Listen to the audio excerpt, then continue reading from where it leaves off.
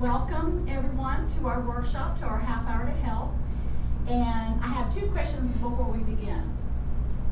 Who in here realizes or has that sneaking suspicion they're not as healthy as they should be or could be? Okay. So who in here would like to be healthier? Now we got that out of the way. What I'd like to do right now is tell you a little bit about Dr. Greg for those of you that have not been to a workshop before. Dr. Greg has been in practice since 1980. Our office is actually in the top 5% of all chiropractic offices in the nation. Dr. Greg has been named All-American by WLP, which is an International Chiropractic Association. He has also been named twice by Texas Monthly as one of the top chiropractors in the Houston area.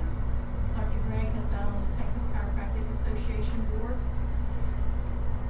He spends a great deal of his time studying. So I know that the information, the things that he's going to be sharing with you this evening can be life-changing if you'll actually apply it to your life. It can help you become healthier. So now I'd like to introduce to you the #1 health and wellness coach in all of East Texas, Dr. Greg. Good evening. Good evening. Hey, I do appreciate everybody being here tonight. This is one of the, I feel like one of the most powerful workshops that we do. I think they're all powerful, but this one's really, really good. We're going to talk about the 4 essentials of health in just a little bit, but as Nina said, I truly believe that the information that we're going to talk about, if you can apply it to your life, can literally change your life. Okay, and we're going to talk about some research and some information that helps show us why people that are under regular chiropractic care are amongst the healthiest people on the planet. My goal is I want to see the planet change from where we're based on on the treatment of sickness and disease to a planet that's based on health and wellness. There's a huge difference there, isn't there? Okay, so we're going to learn more about that. I was looking up some data, and how do you spell relief? ROLAIDS, right? And we all know what the pink stuff is and the purple pill and all that. Did you know the pharmaceutical industry spent over $6 billion advertising products on television last year? $6 billion, okay? It's interesting because they say that, well, the reason our drug prices are so high is because we spend so much money in research and development. They spend $2 billion a year in research and development, and they're spending $6 billion a year in advertising. Okay? And so, you know what? So that's, there are only 2 countries. It's either New Zealand or Australia and the United States. There's only 2 countries where the drug companies can market directly to the consumer. Okay? In all the other countries, you can open up a magazine or turn on television, and there's not going to be a drug commercial. Okay? Now, like CBS Evening News, of every one of their commercial breaks, 72% of the time there's a drug commercial in those breaks. Okay? And so, because think about it for just a second.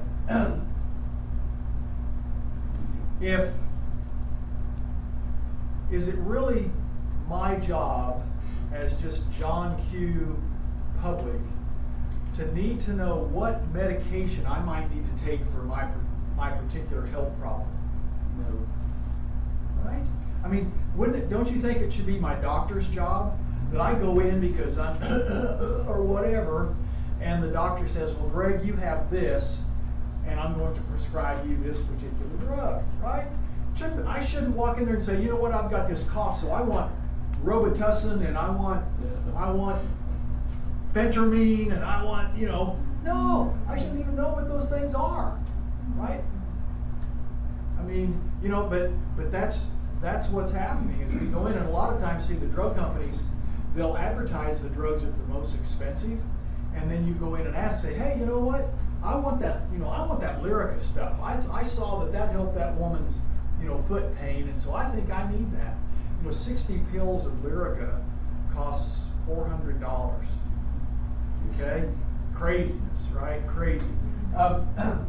So just a few statistics, and I always like to have a few notes here because I never want to try and misquote anything. But I'm really wanting to look in tonight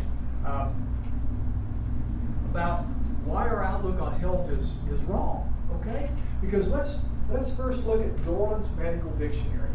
Dorland's is sort of the Webster's Dictionary of the health field. And let's look how they define health.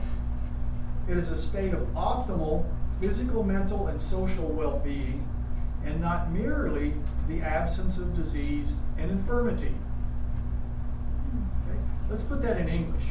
That's when my body's working at 100% of the time, and it's not that I just feel good and don't have diarrhea. Okay? Because what have we sort of been taught what health, if you're healthy? Well, if you feel good, you're not sick, right? I used to ask that question, and that's the answer I got about every week. So there's a huge difference between I feel good and being 100% functional. Would you all agree with me? Right. Because what percent of our nerve system actually perceives pain? 10%. 10%, right? So that means I can have a whole lot of nerve interference and not have pain. So the no pain, no problem thing is one of the reasons why we actually rank somewhere around 47th to 48th in the world in health and longevity. You know, when I started speaking 25 years ago in public, the United States was like 13th in the world. So we've gone down like 35 places in about 25 years. You know, so I think that's why we need to look at a different aspect of what health is and why we think health is wrong. You know, I was reading this it was in a July edition of the Journal of the American Medical Association. And again, I don't want to misquote, but there were, and it said how many adverse drug events were reported. So I'm sure there were more, but this is how many were reported. It cost $76.6 billion in additional hospitalization costs. There were 8.8 million hospitalizations, and it caused 199,000 deaths. And that was not given a drug that was, like if I had a thing on my arm that says I'm allergic to penicillin and they gave me penicillin, it wasn't that. It was to drugs that were, quote, properly prescribed. Okay? Isn't that interesting? So, you know, and so tonight isn't about bashing medicine. Medicine and medications can literally save our lives. They can extend our lives. Okay? If my blood pressure is 220 over 150, I want a blood pressure medicine. Okay? I want something to get my blood pressure down until I can do the things that I need to do to get it down naturally and be able to quit taking that particular thing. You know, the United States is 6% of the world's population, yet we take over 50% of all the prescription drugs in the world. So if prescription drugs truly make us healthier, we should be number one, right? Okay, because we're taking way more than anybody else is. But we've seen in the last, well, in fact, in 1931, the United States actually ranked second in the world in health and longevity. So literally, in some people's lifetimes, they're still on the planet, we went from number 2 to number 48. That pretty much sucks, doesn't it? Okay? So this is one of the reasons why we're going to talk about the 4 essentials of health tonight. You know, and it's something that's interesting because health is something, I don't want to say it's given to us at birth, but shortly before that, we're supposed to be healthy, right? And there's that thing, you know, we call it the gift of health. There is no such gift, okay? It's pretty much earned, okay? I'm not saying deserved, but it's earned, okay? And you know what? Is there somebody out here who's a parent, when your child was born, did they hand you a manual that said, here's how your baby works, and here's what you should do to maintain that? No, they don't have that, right? Wouldn't it be great to have an owner's manual? That, oh, okay, for this, you know, we need to tune it up once in a while, right? We need to do things, you know, we don't have that manual yet. And so, you know, so much of it is based on wives' tales, mom, this is how, you know, grandma's telling mom things that are going on. Thank God for the grandmas and stuff, right? I mean, because of all that knowledge. But, you know, if we're 48th in the world, maybe some of that knowledge isn't. It's well intended, but it may not be the right knowledge. Okay. So again, there are 4 physiological essentials of health. So let's just talk about it. You know, 3 of them, I promise you guys already know. Now, whether you're practicing them or not is a different question.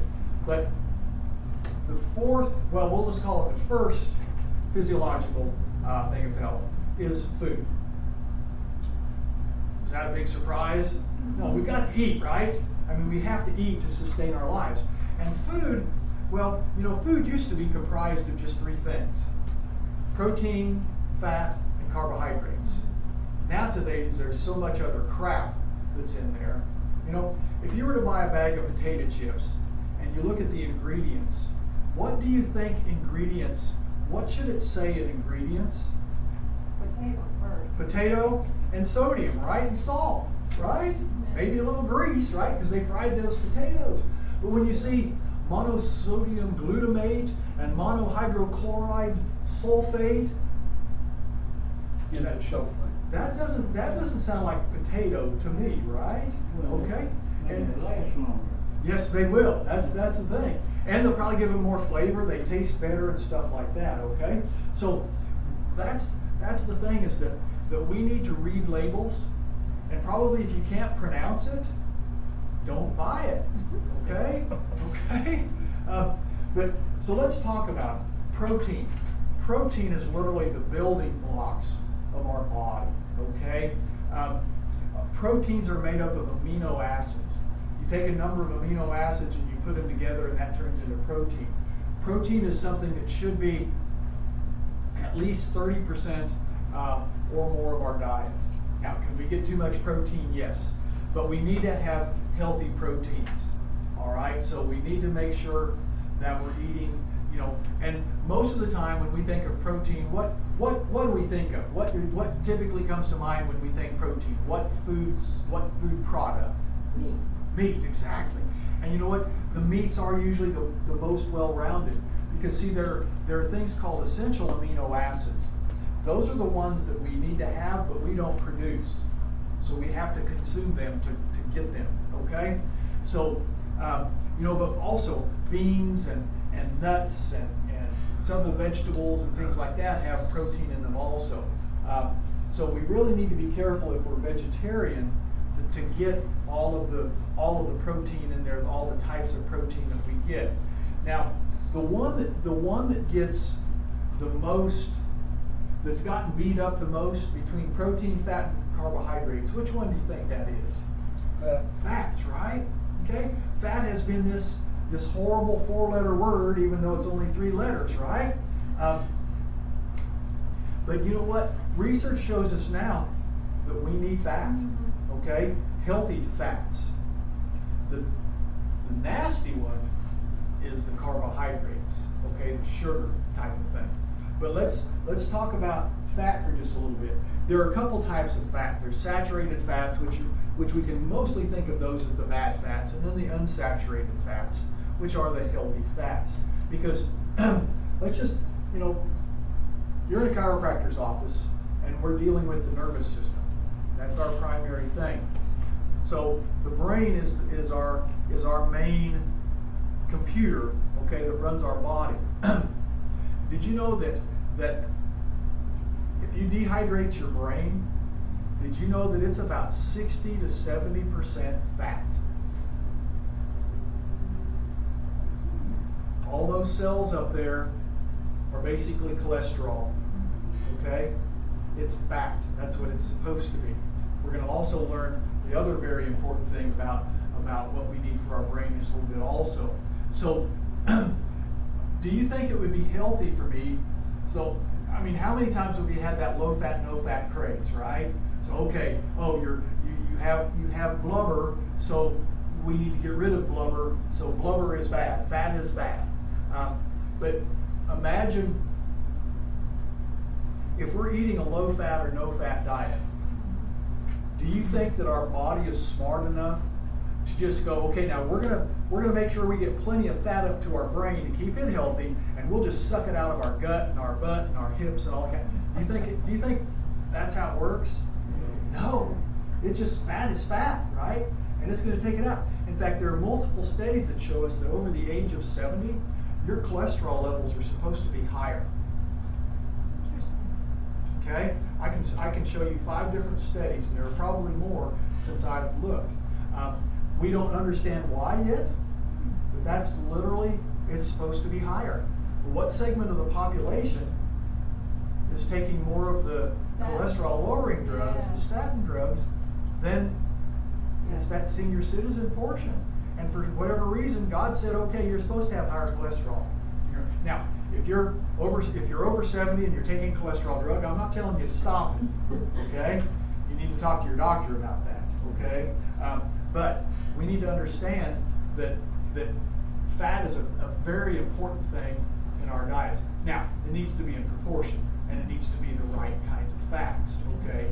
The olive oils and coconut oil, those types, the fish oils, the omega-3s, those oils right there are extremely important. We got to be careful with the vegetable oils, even though they tell us on TV that canola or soy or corn or whatever, because it's not that dastardly lard. We've actually found that lard's better for you than those are.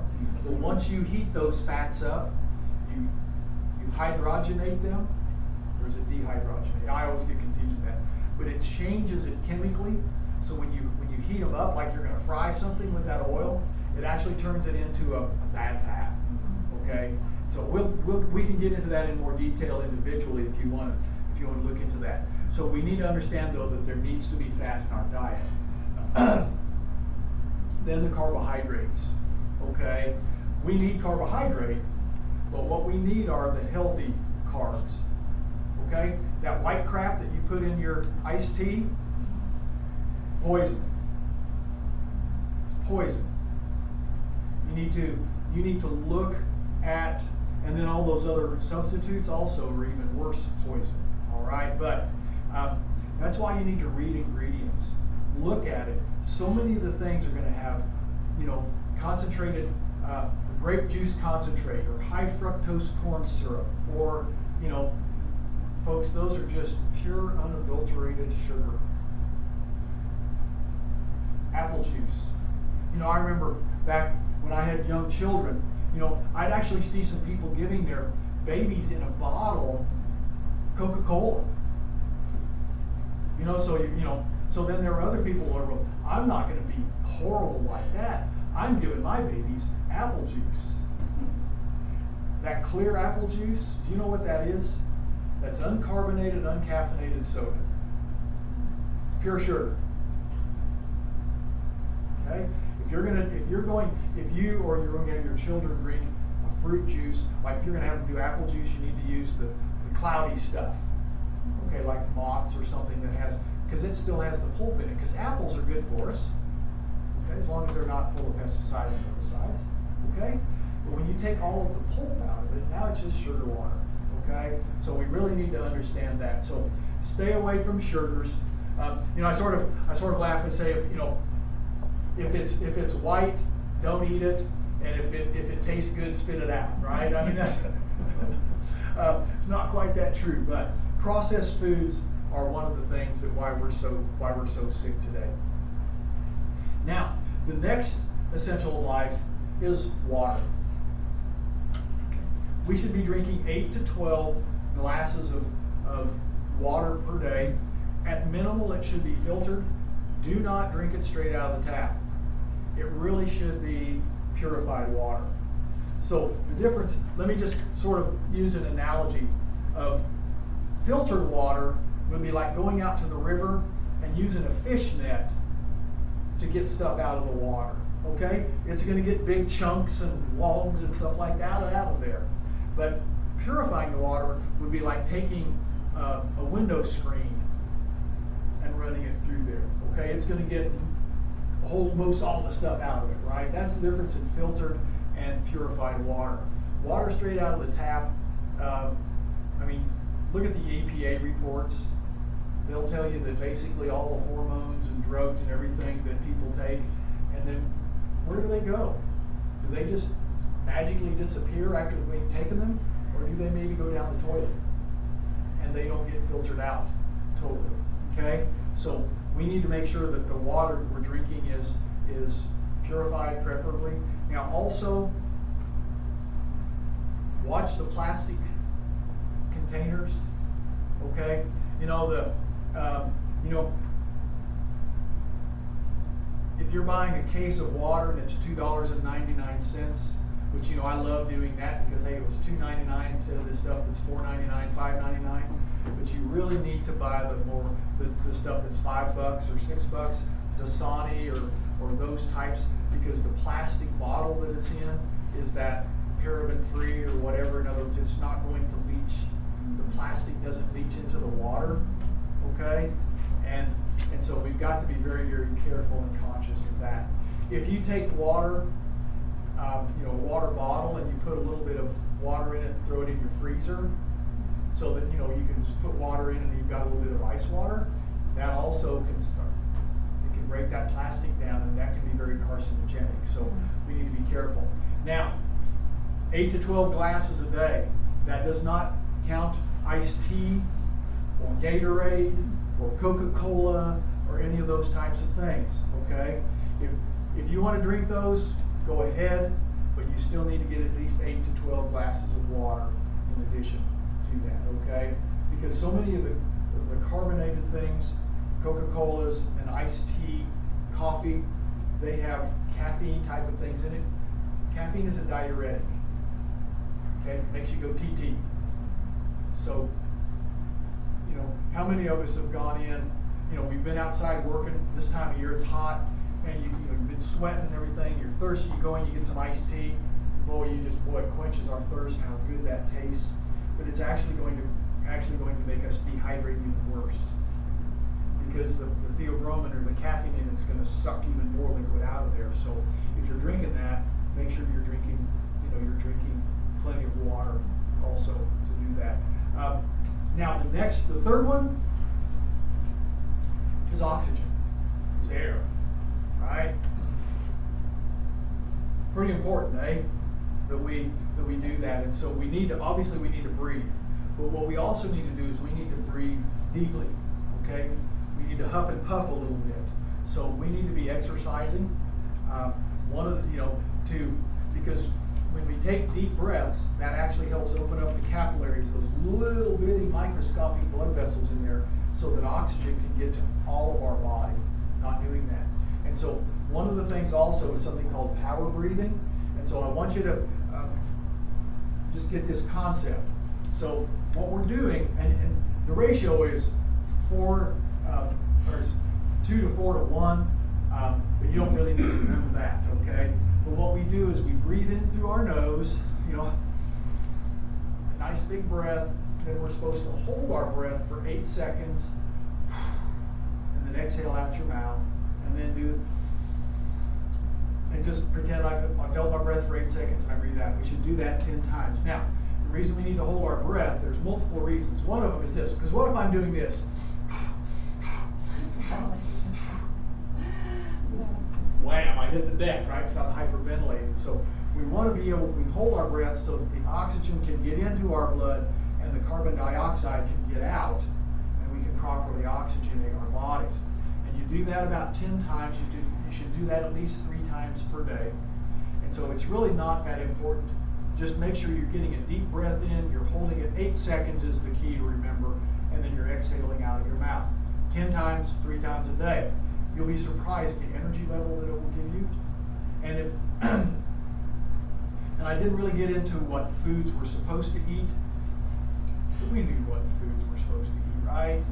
Okay? It's whether we do it or not that is our choice. But let's say we didn't eat the foods that we're supposed to eat at lunchtime, and so we had that big old Big Mac and a large fry and a Coca-Cola for lunch. Sounds good, tastes good, right? But about an hour and a half after lunch, can't even stay awake, right? Because that food spiked our blood sugar and then caused it to just go like that. okay? Do some power breathing. If you notice you're sort of fading, and it will help energize. Extremely important. Oxygen is very important. So those three, did I surprise anybody with saying those three right there? So let me, the fourth one are nerve impulses. And that's the one that most people don't understand.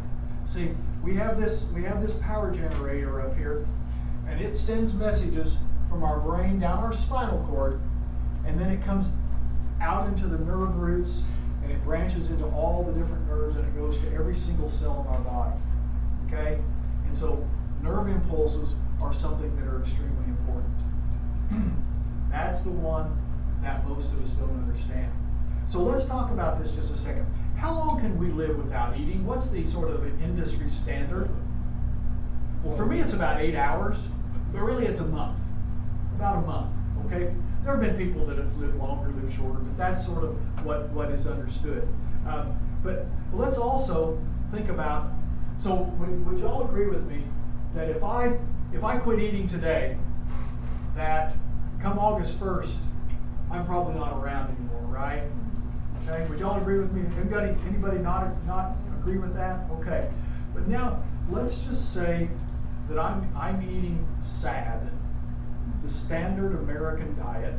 Okay, that's what SAD is. Okay, so I'm consuming too much sugar, too much other unhealthy carbs. I'm eating a lot of unhealthy fat. Maybe I'm eating some unhealthy proteins and stuff like that. And I'm probably over consuming all of those. So will I die in 30 days if I'm eating that diet? But would you agree with me that it's probably shortening my lifespan? Okay? Because let's say all I'm eating is the Big Mac, the large fry, and an extra large pepperoni pizza. And that's what I'm eating every day, and I'm doing that for 10 years. Now, after 10 years, if we were going to analyze my blood vessels, what would you think the status of those blood vessels would be? Do you think that they'd be maybe starting to clog or even clogged, right? Okay? Anybody disagree? Okay? So would you agree if my arteries are clogging that I'm probably shortening my lifespan? But the thing is, do I feel my arteries clogging? No, you don't, do you? See? That's the one thing I heard a lecturer one time say that for every cigarette you smoke, it takes 11 minutes off your lifespan. Now, I don't know, I mean, I'm sure he looked at, okay, smokers live, here's the average age of death of a smoker or whatever. But he said this, he said, wouldn't it be nice that when you smoke that cigarette, if you just dropped over dead for 11 minutes? I mean, you sort of wake up after 11 minutes and go, what happened? And then you smoke another cigarette and you dropped over dead for 11 minutes. Do you think you'd probably quit smoking before you got addicted to the nicotine? You'd go, you know what, this smoking thing isn't really good for me, so I think I'll quit, okay? I wish it was sort of front loaded with that, but it isn't. It doesn't work that way. So for now we talked about water. How long can we live without consuming any liquids whatsoever? 3 days. It's about 7 days is sort of the industry standard. Now, this time of year, 95 degrees in East Texas, yeah, probably 3 or 4 days, we're in big trouble, right? How long can a person live without oxygen? We're talking minutes now, aren't we? Okay? It's not hours, days, or weeks, or months. It's literally minutes without oxygen. But if we're cutting our oxygen down, if we're not getting enough oxygen on a daily basis, regular basis, would you agree with me that we're probably shortening our lifespan? Anybody argue with that? No. So now, let's talk about nerve impulses. How long can we live without nerve impulses flowing through our body? About that long, folks. About that long. See, our organs, all of them except for one of them, are pretty dumb. How long will my heart work without getting nerve impulses to it? That long, okay? It's a piece of meat, it's got some electrical wires, and it's got some plumbing in it, and it needs somebody telling it, you need to beat, okay? And we get this sinus rhythm is what it's called, that's going on in there. So, So let's talk about this for a second. If someone were to come into me, and let's not count the blood and guts kind of thing, but some person comes in here and they had a really sharp machete and they cut my head totally off.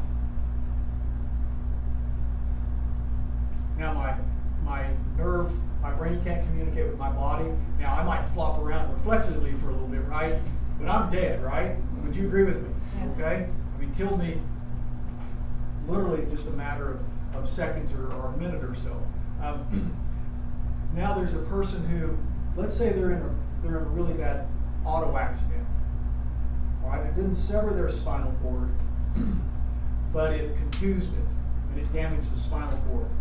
All right, so would you agree with me that if they're paralyzed, their nervous system isn't able to work at 100%?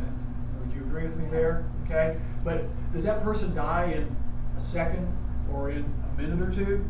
No, they live longer, don't they? Okay, but paraplegic and quadriplegics' lifespans are less than if we're not paralyzed. Okay, I mean that's look it up. I mean that's a fact. So everybody agree with me there? So now let's just say that we didn't get our head cut off. We didn't have our spine contused. But now we have something that's creating a short circuit to my nerve flow. All right? Is that going to kill me in a minute? Is it going to kill me in a second? Is it going to kill me in a week? Is it going to kill me in a month? But if my electricity is not flowing properly, my body can't work right. So would you agree with me that if I'm not having 100% nerve flow, that it's decreasing my health potential? It is, isn't it? But see, that's something that we may not even feel. Because remember, 10% of our nervous system perceives pain. And see, what most of you are here tonight, what did you come here for? Almost all of you? Pain. It was one reason. It was pain. Now, it might have been up here for somebody and down here for somebody else, but it was pain. Because chiropractic has got a tremendous reputation for helping people with pain and being able to do it without drugs or surgery. We can do it naturally. And so, man, that's an awesome thing. But we also have to understand that those nerves go to every single cell in our body. So think about this. So if I had nerve interference, I only have 80% of the electricity flowing to my stomach that I'm supposed to get. Is my stomach going to be able to do its job to the best of its abilities? No. It's still going to try, isn't it? And guess what? It's still supposed to do 100% of its job. But it's only doing on 80%. All right? So, do you think that over time, maybe I start getting some stomach problems? Yeah. Okay? So, who knows? It might be years until all of a sudden I develop, but all of a sudden, I'm burping a lot, or gosh, I've got some bowel issues, or something that's happening. And it's not a stomach problem, really, is it? I'm having stomach troubles, but what is it? It's the power's not right, right? I need to turn that back up to 100%, and then my stomach can do its job, plain and simple. Okay? That's the biggest missing link in our health today, folks, is that most of us think our heart is the most important organ in our body, and it is the number one cause of death in the United States. But we need to understand that our nervous system needs care, and it just doesn't need care when we have pain. It needs to have care just like brushing our teeth, change the oil in our car, whatever. We need to do it on a regular basis to optimize our health and function. Because see, also, almost every one of you probably have one or more of these in your house. Smoke alarm, right? So imagine if last night, if in the middle of the night, your smoke alarm went off. Now, how many of you would grab the chair, climbed up in it, pulled this down, popped that thing out, pulled the battery out, cussed it, and went back to bed? If you did, it'd be the last time you go to bed, right? Okay? Because your house is on fire, right? The smoke alarm, you go, oh crap, house is on fire. You're waking everybody up, you're getting them out of the house, you're calling 911, you're trying to find where the fire is, but you're getting out. See, how many of us look at pain as being our enemy? Right? Isn't that what we're taught? If you have a headache, take a Tylenol or take an Advil. Or if you have low back pain, take a Dones, or, you know, and if you think about it, what they're saying is, oh, here, take 2 Advil 4 times a day for your headaches. So if the Advil really cured your headaches, what they're saying is you have a deficiency of Advil in your body. Right. Does that make sense? We don't have a deficiency of ibuprofen in our bodies, folks. Right. Okay? But that's literally what it is. So we don't want to necessarily say that pain is our friend, but pain is truly an ally. God programmed us so that if there was tissue damage going on or something like that, that it sent messages to our smoke alarm that said, hey Greg, we got a problem here. And what we need to understand is hopefully our educated brain says, oh, I'm deficient in Tylenol. To make my, you know, just taking Tylenol or those types of things is like removing the battery out of our smoke alarm. We're still on fire. We just won't know until it's like a full alarm blaze. Does that make sense? Yes. Okay? So I don't want anybody to have pain, but it's there for a reason. Okay? And it's not just so that pharmaceutical companies can sell more pain medications. Okay? So I hope that made a lot of sense. And so because see, if we don't do any of those 4 things, we can't be optimally healthy. See, if you just said, well, you know what, I heard this nerve system's the most important thing, so I'm just going to make sure that every day on my way to work, I'm going to stop by and have Dr. Greg check me and see if I have any of those subluxations, and I'm going to get it adjusted.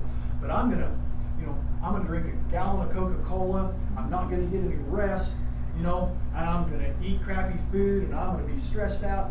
But if, by golly, if I just get adjusted, I'll be optimally healthy. Doesn't work that way, folks. We've got to have all of those things in a row to be able to be optimally healthy.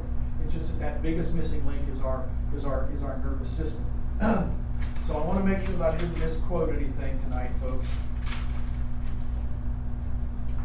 Yeah. One of the things that's interesting is something that Thomas Edison said many, many years ago. He said, the doctor of the future will give no medicine, and I always forget this, but will interest his patient in diet and structure of the human body. Hippocrates is known as the father of modern medicine. Now, Hippocrates said a lot of things, but he said this. He said, look well to the spine for the cause of disease. So he was either way wrong, or there's been a huge deviation since then. Now, I'm not going to say it's the cause, but certainly if the electricity can't flow right, it's a cause, right? I hope you would agree with me, on that. So, we need to get healthier, and we don't have to become perfect in all of those aspects to become healthier. If you went to McDonald's tonight, if that's what you were planning on doing, and I just pick on them, I'm not, just because they're right next door kind of thing. But if you were planning on going there to eat tonight, you can buy the Big Mac, just don't get the large fries and don't get the Coca-Cola. That's better than those other things, right? Is it ideal? No. But it'd be a whole lot better, right? Sometimes people sort of get, oh man, I'm 50 pounds overweight, and I know I should be walking 5 miles, or I should jog 5 miles, or I should, but oh my gosh, well, walk around the block. Get started. Just do something. Any of those things will help us become healthier, and we can work our way into getting healthier and healthier over time. So don't be paralyzed with, oh my God, everything's so bad. So I do want to tell you about a family in our office. Several years ago, Misty brought their son Zachary in because a friend of theirs, Zachary, was having all kinds of ear infections and upper respiratory infections and all that kind of stuff. And a patient of ours, a friend of Misty, said, well, I'd heard that sometimes it can be a chiropractic, a nerve issue. So they brought Zachary in, and Dad was Dad was sort of one of these in there. He was like, you know, I just came along here because I don't want you to kill my kid. I mean, you know, it was, you know, how can popping a neck help somebody that might have, you know, an infection or something? But he didn't really say anything, but I explained to him, and Zachary had a subluxation in his upper neck. He had already had several bouts of antibiotics or rounds of antibiotic and stuff to help with this. And we found that subluxation up there, and I adjusted him. And they came back a week later, and they said, you know, he's doing better, but he needed to adjust again, and I adjusted him. And he started not having ear infections. He had one time at the start of one. We found that subluxation. We adjusted him, and this kid did great. They didn't have to put tubes in his ears or anything. Well, now they have Andrew, and guess what? Andrew was having the same problems. They brought him straight in. We started very similar level of subluxation. We were adjusting him, and Andrew loves now. He beats mom to the table. You know, no ear infections, none of those kinds of things. And so, see, the thing about it, that one isn't a direct neurological problem. It isn't that the nerves to the ear are pinched. Because see, as a chiropractor in Texas, I can't treat ear infections. All I can treat are musculoskeletal conditions. But see, what was happening when that happens is everywhere where there's a subluxation, there's localized muscle spasm. So that muscle tightens up and it blocks the lymph chain that goes through here. So with all this stuff going on, instead of that lymph running down here, it backs up and it gets into the ear, and that happens. So the adjustment relaxes the muscle tightness. Interesting. The dam breaks, the reservoir drains out, and that happens. Wow. 4 times fewer children that are getting adjusted have ear infections compared to the average in the United States. Okay? So, you know, it's not just back pain, neck pain. Okay? Just remove the interference, get the electricity flowing the way it's supposed to, and the body can work the best that it can. And see, I need your help because 9.5 out of every 10 people that you know have subluxation, yet only 1.5 out of every 10 are being adjusted. And so some of you have already referred family members and friends and stuff, and we greatly appreciate that. But the last page of your notes, you can actually write down names of people that if you would like to see them get their spine and nerve system checked, please write their name down and circle number 2 to the right of their name.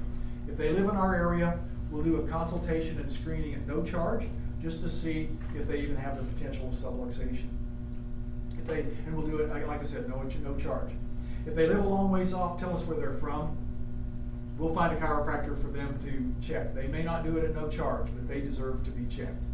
Because you never know what you may say, think, or do today, folks. It could change the lives of one person or 1 million people tomorrow.